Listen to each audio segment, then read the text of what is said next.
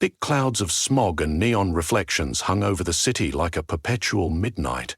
The avenue glittered with a kaleidoscope of lights, holographic billboards advertising potions that could stave off pain for hours, new runic implants to strengthen your limbs, and clubs that promised a night of illusions beyond the mortal realm. People from every walk of life shuffled down the sidewalks, well-dressed business folk from the tall corporate towers, red-dine warlocks fresh from an illicit ritual, and day labourers operating under the watchful gaze of private security drones.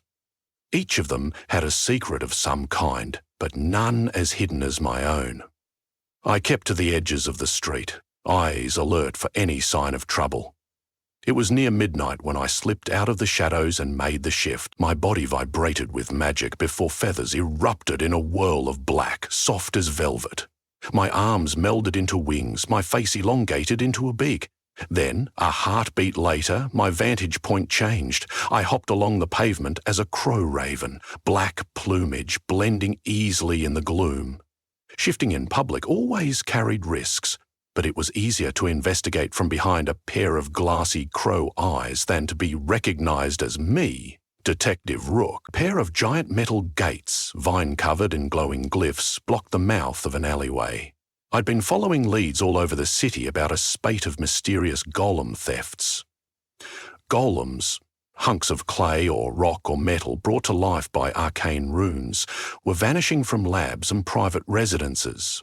Street chatter said black market dealers were cycling them in and out of secret auctions. Officially, the city's police force claimed ignorance, but if you wanted real intelligence, you asked me, or at least, you asked the crow on your windowsill.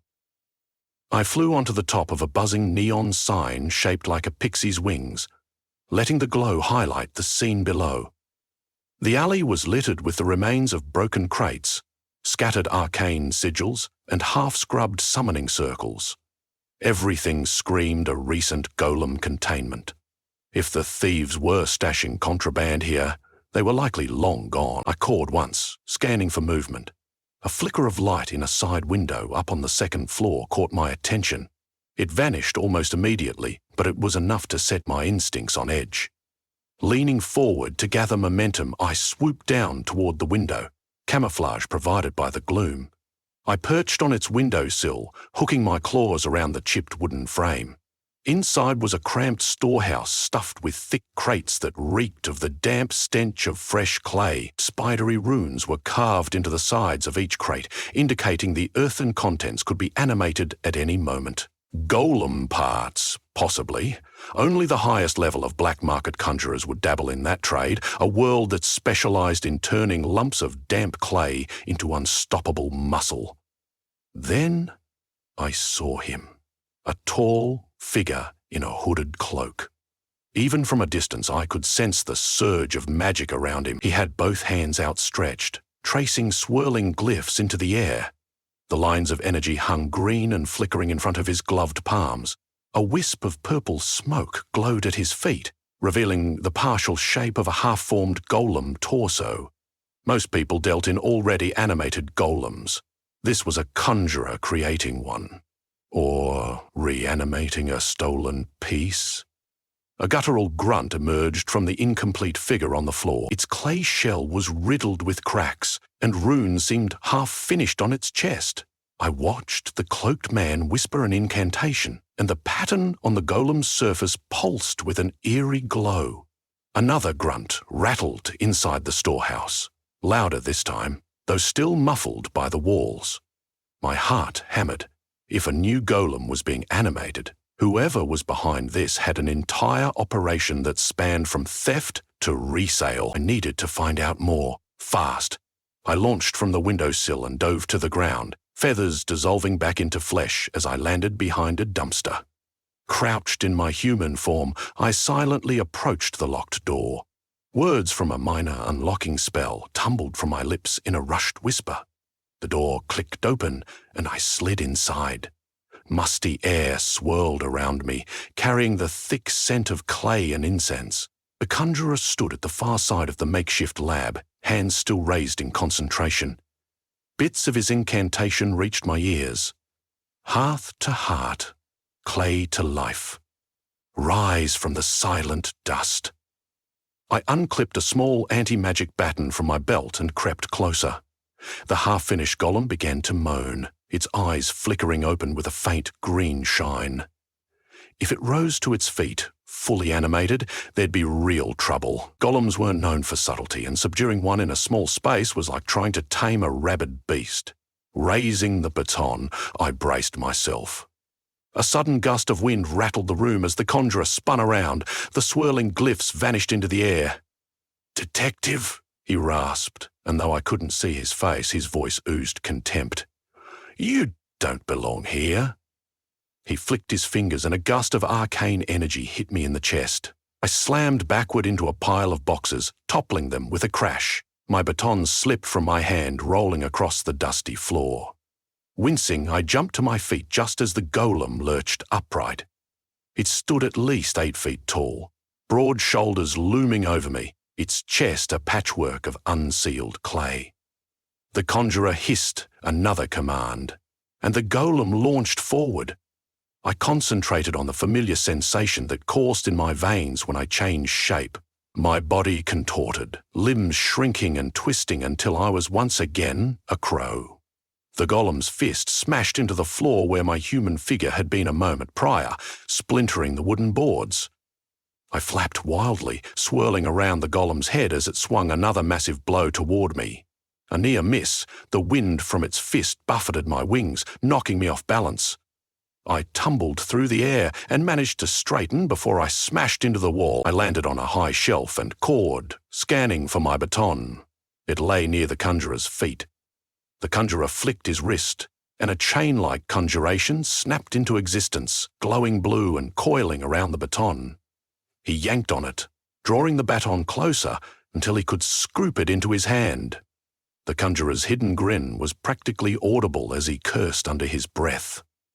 He turned his pale face up toward me. Beneath the hood, I caught a glimpse of a heavily tattooed jaw. Runes etched on his skin pulsed in the dim light. "You think you can stop me from finishing my masterpiece?" His voice was low but confident. "I have a buyer waiting for a new war golem, so if you value that black beak of yours, you'll fly out of here." War golem. That sealed it. This city's arcanists had strict regulations against animating any creature for combat. Maintaining such a monstrous creation was illegal, but people paid a premium for unstoppable foot soldiers. I needed to bring him in, but not alone. I cawed defiantly, flapping forward in an attempt to distract the conjurer from completing the incantation. The half-formed war golem growled, smoke billowing out of its cracked limbs. I raked at the conjurer's hood with my claws, forcing him to duck. My attacks were more annoyance than anything else, but it kept him from focusing fully on his creation. A well-timed pass across his face made him stumble into a crate. He snarled and twisted, trying to snatch me out of the air. In that opening, I shifted mid-flight, returning to my human form. My arm extended just in time to land a punch at his temple. The conjurer staggered, hood falling back to reveal a gaunt face decorated with swirling runic tattoos. His eyes glowed faintly with arcane residue. He let out a hiss and tried to conjure another chain of energy, but I was faster. Taking advantage of the moment, I slammed my shoulder into him, propelling him into the half-formed golem's legs. The golem, confused and unsteady, let out a bass roar and raised a giant foot. I lunged for my baton, and the conjurer's chain lash flew at me again. This time, I ducked under the glowing rope, spinning as it whipped overhead. He summoned it back with a flick of his wrist, rearing to strike again.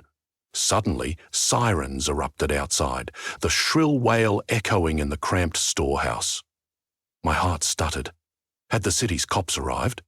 Maybe someone on the street had heard the racket and reported suspicious activity. I glanced at the conjurer. He looked both furious and panicked, weighing his chances between finishing the war golem and escaping. The wail grew louder, red and blue light strobing against the window. He made his decision. Before I could stop him, he spewed a blast of green sparks from his hands, forcing me to dive behind the crates. Searing heat scorched the air, leaving scorched trails on the walls. By the time I risked a glance, the conjurer was halfway out the door, the war golem trailing behind him like a monstrous dog. They vanished into the neon-lit alley, footsteps pounding. Cursing under my breath, I raced after them, but two uniformed officers now filled the doorway, guns raised. "Hands where we can see them," one barked. I had no time to explain, and certainly no illusions about trying to fight them. Before the cops could register my face, I shifted into a crow and shot up toward a broken skylight. The officers gasped and shouted, but it was too late. I was already winging my way into the night. I flew in the direction of the conjurer, but the labyrinthine alleys below made it impossible to track him in the gloom. At last, I landed on a rusted balcony to catch my breath, cawing in frustration. So close. The conjurer and his war golem had vanished into the city's darkness. Still, I had gleaned new intel. The stolen golems were being retooled for combat. I had a strong suspicion who might be behind such dangerous contraband. The next morning, with the city shrouded in a steel-grey dawn, I headed to the office of an old acquaintance named Silas. Silas specialized in magical antiquities, but had a reputation for dealing in black-market items under the table. If anyone knew about a war golem ring in the city, it would be him. Situated atop a burger joint that never quite shut down, Silas's office was ironically discreet. The only sign of his presence was a discreet plaque by the door that read, "Consultant of Arcane Artifacts." I pushed the door open. The pungent smell of old tomes and exotic spices smacked me in the face. Silas, a short man with a bright shock of red hair, peered up from a ledger. He smiled warily, revealing gold-capped teeth. "Rook," he said, leaning back in his chair. "I had a feeling I'd see you soon. Word on the street says you're sniffing around the stolen golems. Don't suppose you're here for a social call?" "Not today," I replied, dropping into a seat opposite him. "What have you heard?" He fiddled with the cuff of his embroidered sleeve before speaking. "Heard of a crime boss by the name of Cyrus Thorne. He's holed up in the underworks. Rumor says he's stockpiling stolen golems. The bigger and badder, the better. Might be working with conjurers to modify them for specialized tasks. Brute force, intimidation, war golems, expensive stuff. Thorne." I recalled whispers about him. He had a penchant for controlling anything or anyone that could function as muscle. Buying a war golem sounded like it would be right up his alley. "Where can I find him?" Silas pressed his lips together, gaze darting toward the window as if checking for eavesdroppers. "He won't be easy to reach. He's got layers of security, and I hear he's recruited a smattering of lesser wizards. They lay illusions, wards, and curses around his hideout. Worse still, Thorne invests heavily in anti-shapeshifter wards. Whatever your crow talents, be careful." I exhaled slowly. My shapeshifting was my best advantage in navigating tight spots, but if Thorne's place was warded against morphic infiltration, I needed a different game plan. "What about immediate leads? A conjurer with a rune-covered face, tall, gaunt?" Silas's eyebrows shot up. "Sounds like Radovan the Marrow. He's done a lot of dirty business for Thorne, conjuring up nasty ghouls or reanimating golems. Smart, powerful, and especially vicious. If you ran into him, consider yourself lucky you made it out." Lucky wasn't exactly how I'd describe nearly getting my wings snapped off, but I offered a curt nod.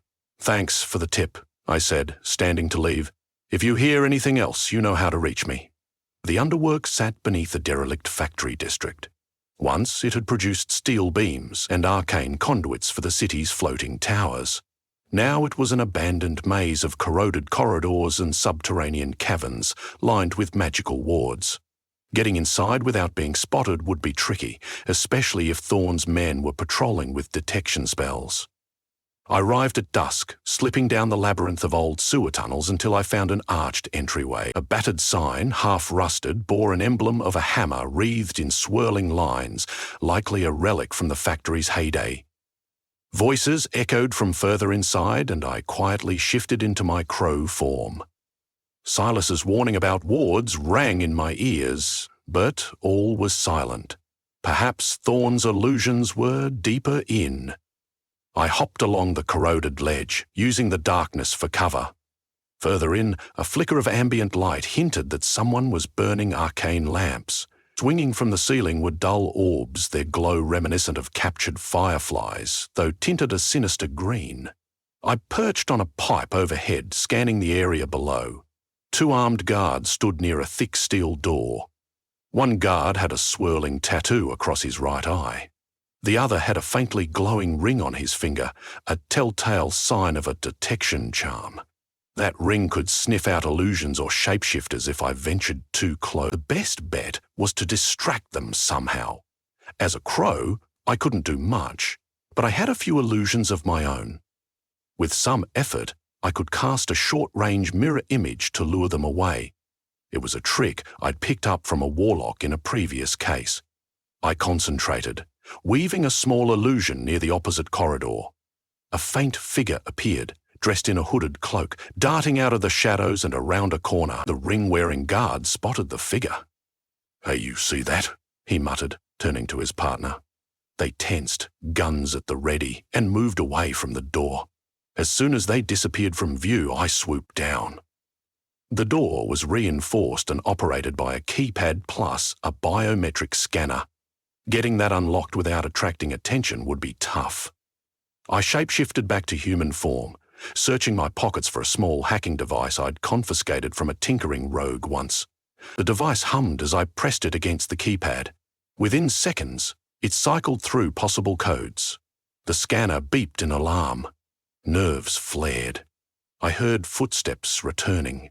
I pressed the device again, praying it would override the system in time. A second beep, then a click. The red light turned green.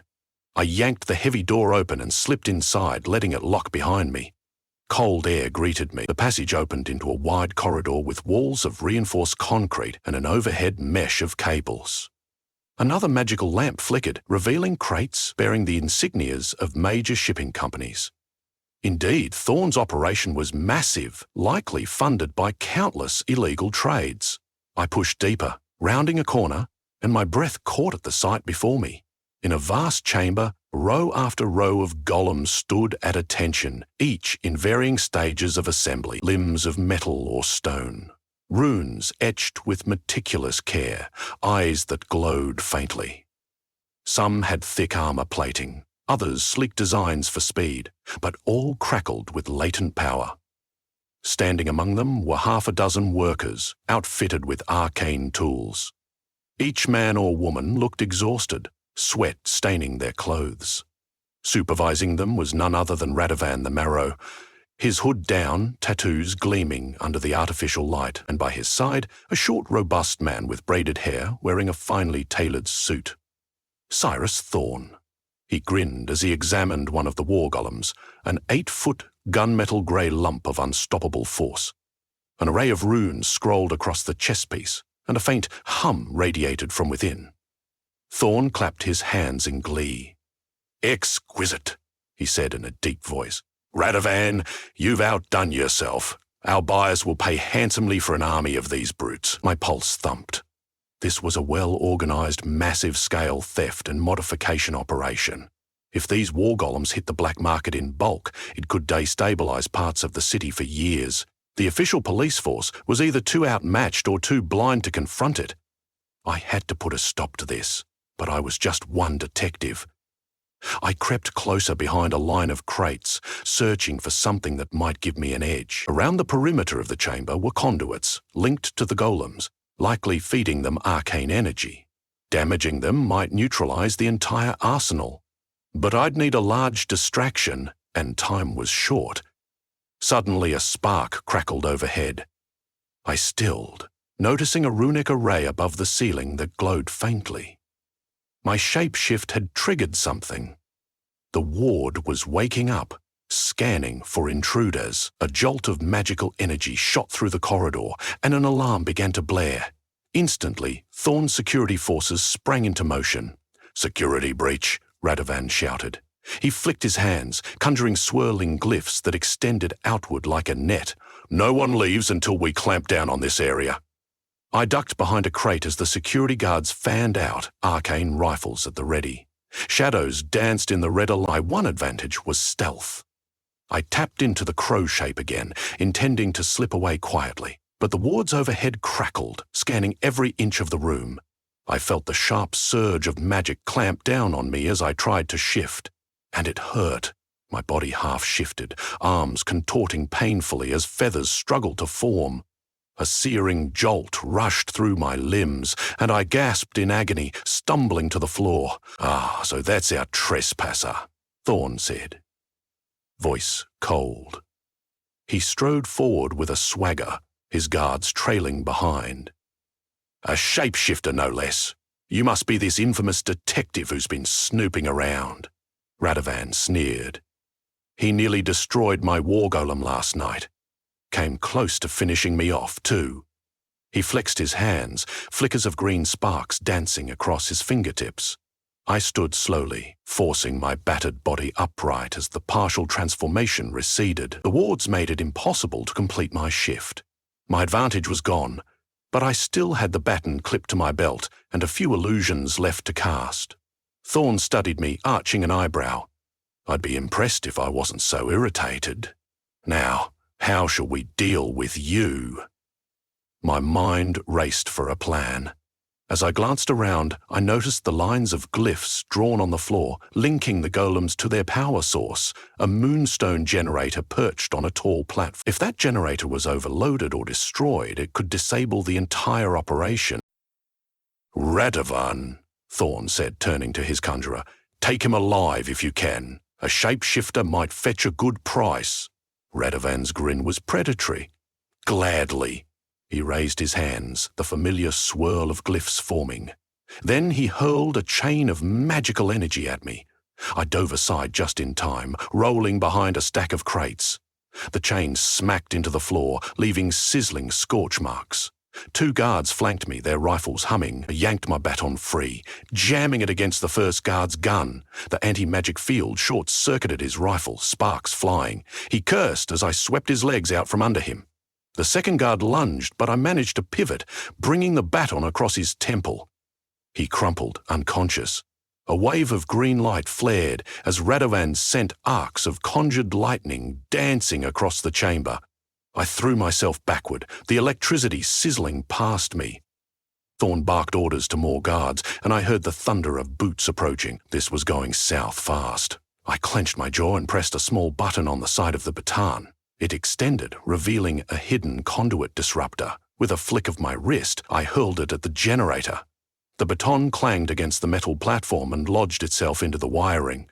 Then, with a sharp pop and crackle, it unleashed a coruscating burst of magical disruption. The moonstone generator flared bright as a miniature sun and went dark. Sparks exploded from the cables, and a shrill hum filled the air.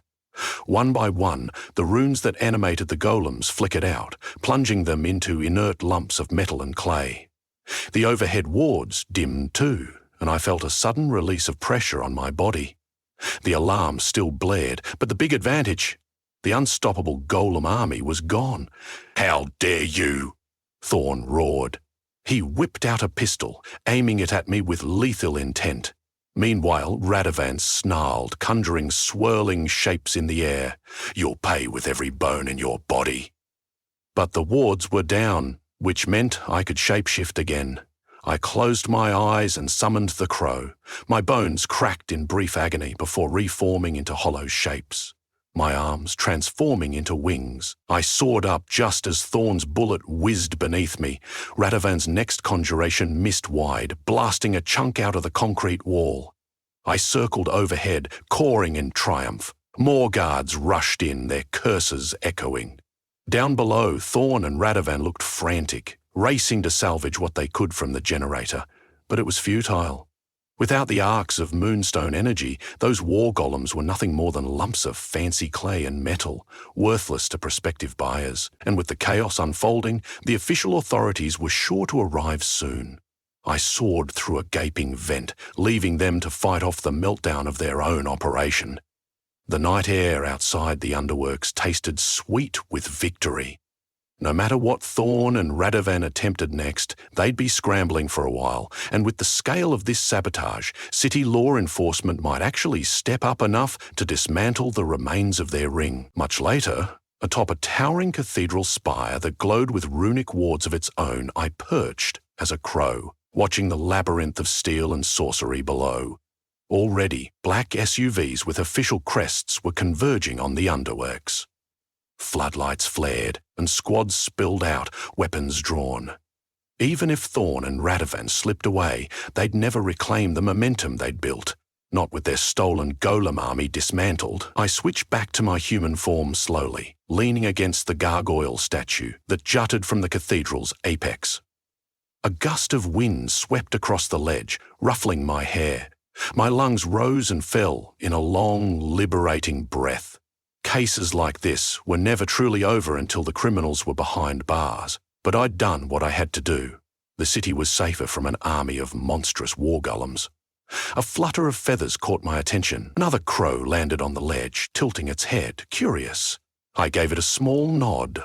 Sometimes it was nice to pretend I was part of a larger flock, though in this city you usually flew solo. In the distance, another wave of sirens echoed. My phone buzzed from inside my coat with a new message, probably a fresh lead or a job offer. There was always another mystery stirring in the neon haze. Another job for a detective who knew how to disappear and reappear on a whim. I patted my pockets, rechecking the presence of my battered baton. Aside from a few dents, it was still intact, ready for the next confrontation. Pulling my coat tighter, I stepped away from the gargoyle and prepared to head back into the city's electric glow. The swirling lights reminded me that, for some of us, the line between the mundane world and the arcane underbelly was razor thin.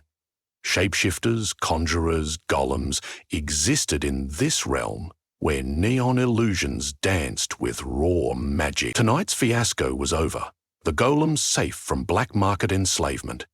Yet I knew more supernatural undercurrents flowed through the streets. Crows see everything from the rooftops, and soon enough I'd catch another whiff of trouble. Whiskey in my desk drawer, creaking neon sign outside my small apartment office, the hush of wings in a midnight sky. That was all the respite I had. Then the work would begin anew. Until then, the city's illusions would swirl on, flickering like half-forgotten dreams. And as the Crow Detective, I'd be right there, perched on the wire, ready to swoop in whenever the next monstrous threat emerged from the shadows.